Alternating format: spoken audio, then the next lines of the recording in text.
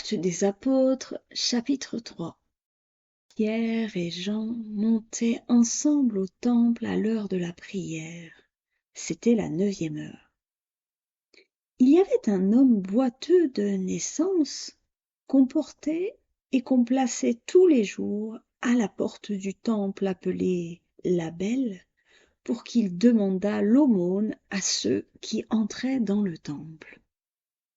Cet homme, voyant Pierre et Jean qui allaient y entrer, leur demanda l'aumône. Pierre, de même que Jean, fixa les yeux sur lui et dit « Regarde-nous ». Et il les regardait attentivement, s'attendant à recevoir d'eux quelque chose. Alors Pierre lui dit « Je n'ai ni argent ni or, mais ce que j'ai, je te le donne. Au nom de Jésus-Christ de Nazareth, lève-toi et marche. » Et, le prenant par la main droite, il le fit lever. Au même instant, ses pieds et ses chevilles devinrent fermes. D'un saut, il fut debout, et il se mit à marcher. Il entra avec eux dans le temple, marchant, sautant et louant Dieu. Tout le monde le vit marchant et louant Dieu. Il reconnaissait que c'était celui qui était assis à la belle porte du temple pour demander l'aumône.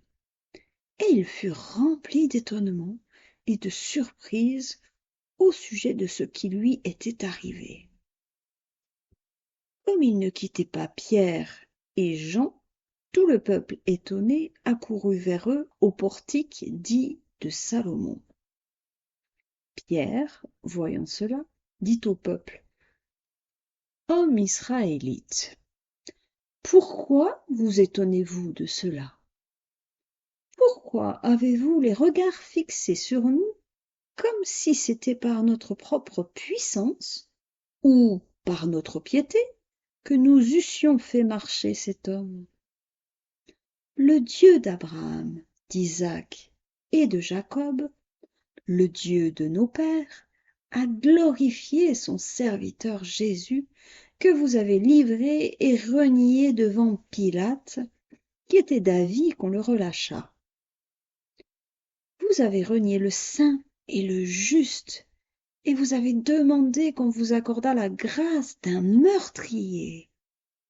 Vous avez fait mourir le prince de la vie, que Dieu a ressuscité des morts. Nous en sommes témoins. C'est par la foi en son nom que son nom a raffermi celui que vous voyez et connaissez. C'est la foi en lui qui a donné à cet homme cette entière guérison en présence de vous tous.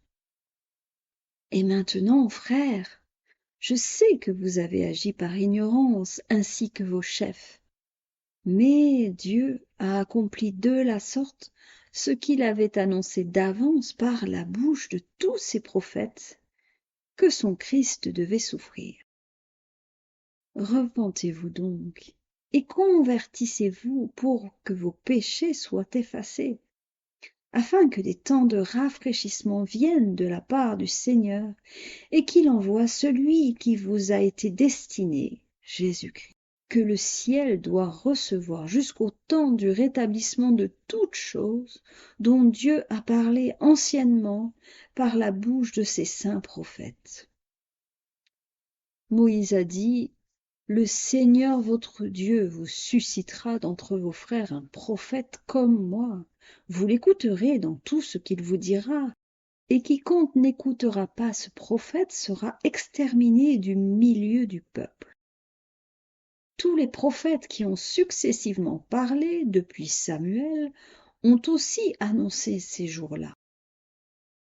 Vous êtes les fils des prophètes et de l'alliance que Dieu a traitée avec nos pères en disant à Abraham : « Toutes les familles de la terre seront bénies en ta postérité. » C'est à vous, premièrement, que Dieu, ayant suscité son serviteur, l'a envoyé pour vous bénir, en détournant chacun de vous de ses iniquités.